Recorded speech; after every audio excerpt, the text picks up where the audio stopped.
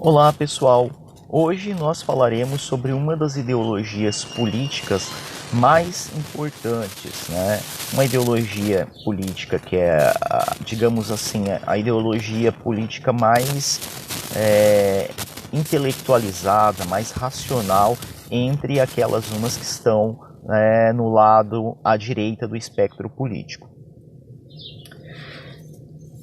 Inicialmente é importante a gente falar que a palavra, né, quando a gente fala em liberalismo ou em pensamento liberal, a gente tem aí uma polissemia, ou seja, há vários significados do termo liberalismo ou da expressão pensamento liberal.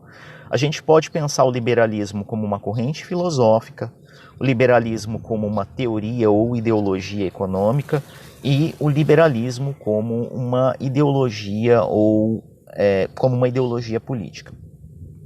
No primeiro sentido, quando a gente fala em liberalismo como corrente filosófica, o liberalismo ele é também uma cosmovisão de mundo. Tá? E que cosmovisão de mundo é essa?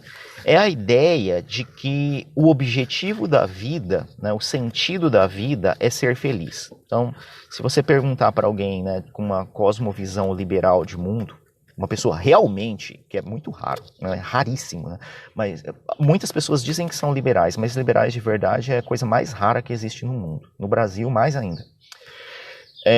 Você pergunta para uma pessoa verdadeiramente liberal, né, qual é o sentido da vida, que é uma grande questão filosófica, a resposta é: o sentido da vida é ser feliz. A gente existe para buscar a felicidade. Só que cada pessoa ela é feliz de uma maneira diferente. Então, uma pessoa ela se sente feliz namorando, outra pessoa ela busca a felicidade jogando videogame, outra pessoa busca a felicidade tentando pegar um grande peixe numa pescaria num rio, outra pessoa assistindo um filme, né? Outra pessoa praticando esportes radicais. Então, todo mundo busca a felicidade, só que a felicidade para cada pessoa é uma coisa diferente. Consequentemente, a única forma que todos possam buscar a felicidade é que elas tenham liberdade de buscar a sua felicidade. Então, a liberdade, ela é um pré-requisito para a felicidade. Não é possível ser feliz sem liberdade. Então, essa é a ideia geral do liberalismo como uma corrente filosófica. O liberalismo, nesse segundo sentido, que é como uma teoria ou uma ideologia econômica, é a ideia de que o mercado está ligado lá ao Adam Smith, ao David Ricardo, né? Aquela ideia de que a mão invisível do mercado, que o mercado se autorregula sozinho. Se o Estado tentar interferir na economia, a economia sozinha ela funciona direito, ela só não funciona direito quando o Estado intervém. Então tem que ter livre comércio, o Estado não pode interferir na economia, tem que ter propriedade privada, né? Quem fica rico, quem é mais competente, quem é mais meritocrático, né? Esse tipo de coisa. Né? O Estado tem que cobrar menos imposto, temos que buscar eficiência econômica. São algumas das ideias, dos valores do liberalismo como teoria e ideologia econômica. E por fim, o que mais nos interessa aqui, né, é o liberalismo como ideologia política. E a gente vai conversar um pouquinho sobre isso. O liberalismo político, ele é influenciado por pensadores aí que são conhecidos de vocês, né? John Locke, Montesquieu, Hobbes e Rousseau. Então, do John Locke, que eu acredito que seja o mais influente para o liberalismo político, é a ideia de que dele, né, a contribuição dele para o liberalismo político é a ideia de que a vida e a propriedade são sagradas, né? Então, todo mundo tem direito à vida e todo mundo tem direito à propriedade. E esses são bens sagrados, os quais ninguém tem o direito de tirar. O do Montesquieu, né, aquela ideia lá da tripartição do poder, poder controlando o poder, né, que é a ideia para tentar evitar o absolutismo, né, para que não haja um poder despótico que tudo destrói, que controla 100% de todos os aspectos. Então você tem que ter ali uma tripartição de poder para que não haja excessos no exercício do poder por parte do Estado. Do Hobbes, a contribuição é essa divisão de que uma sociedade, né, um país, ele tem duas dimensões, o Estado e a sociedade civil. Tá? E a sociedade, e aí entre esses dois tem que ter uma relação harmoniosa, né, uma simbiose. E do Rousseau vai vir aquela ideia de que todos os humanos nascem iguais e livres. Os dois valores principais do liberalismo político o mais importante dele, né, que até dá o nome à palavra liberal de livre, liberdade, né, então o valor principal é a liberdade. Mas o que os liberais querem dizer com liberdade?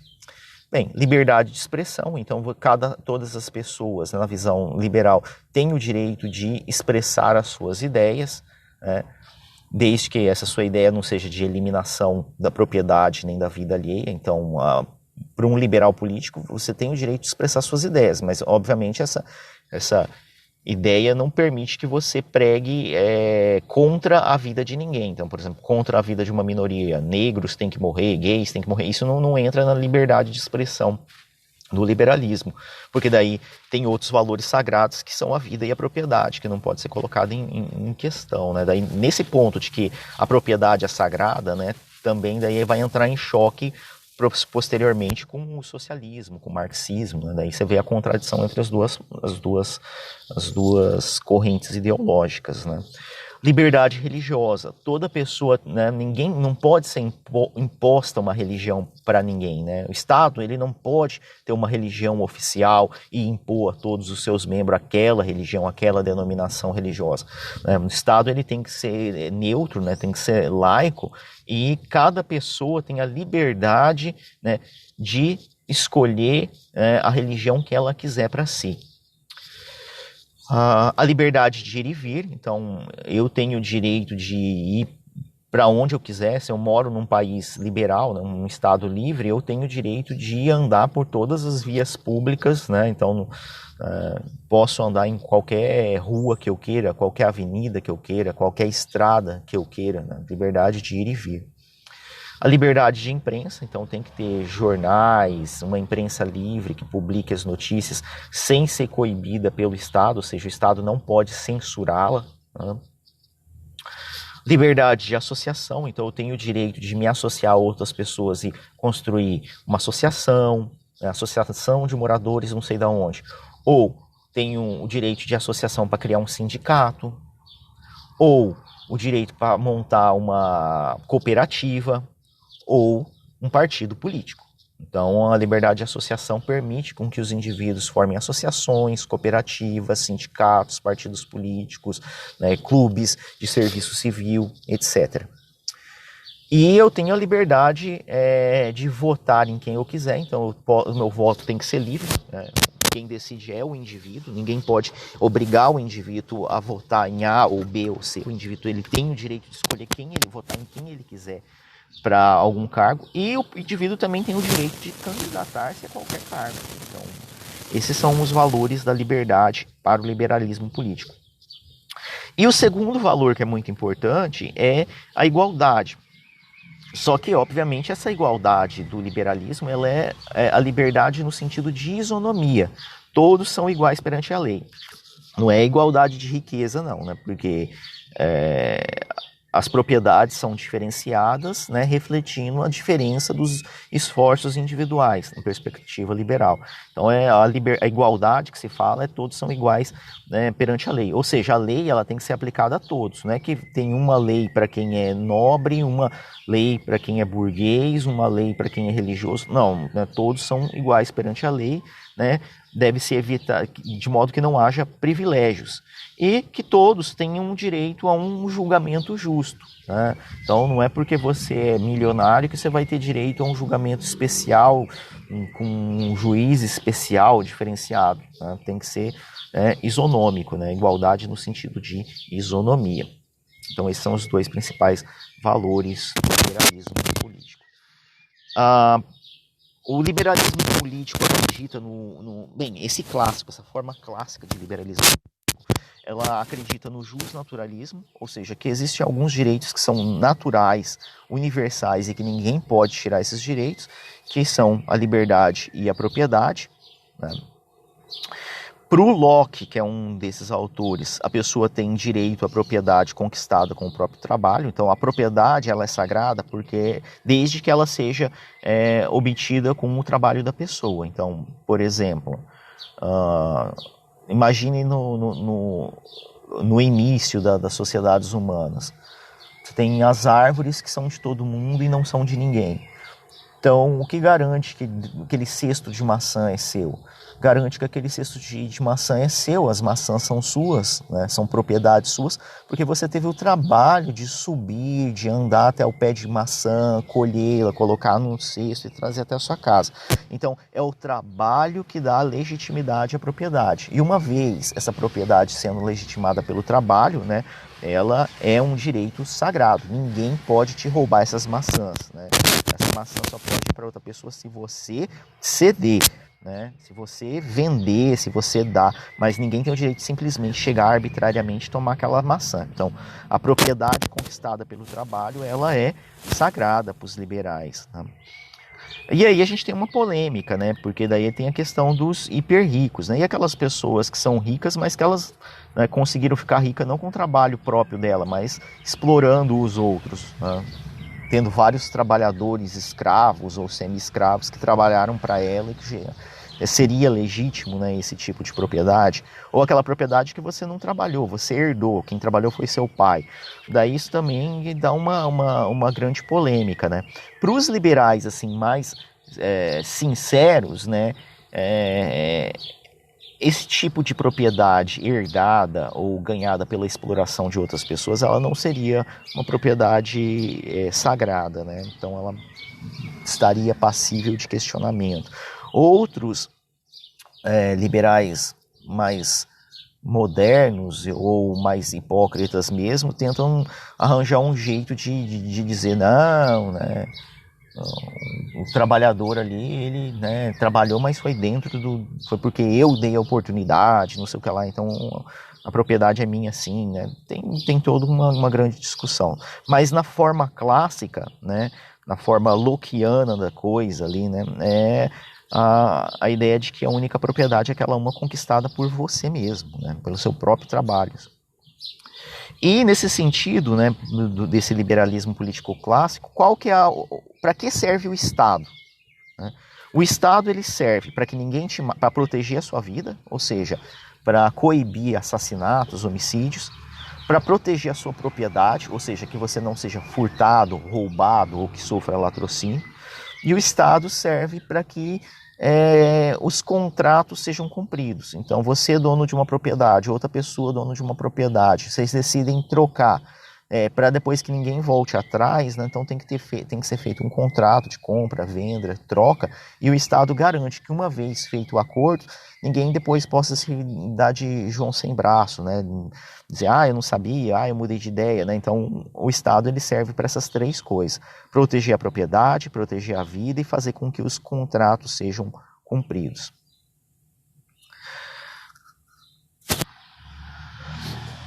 Bem, um outro ponto que a gente tem que ficar muito atento, mas muito atento mesmo, porque existe muita tentativa de enganar as pessoas em relação a essa questão, né? É a diferença entre liberalismo e neoliberalismo, né?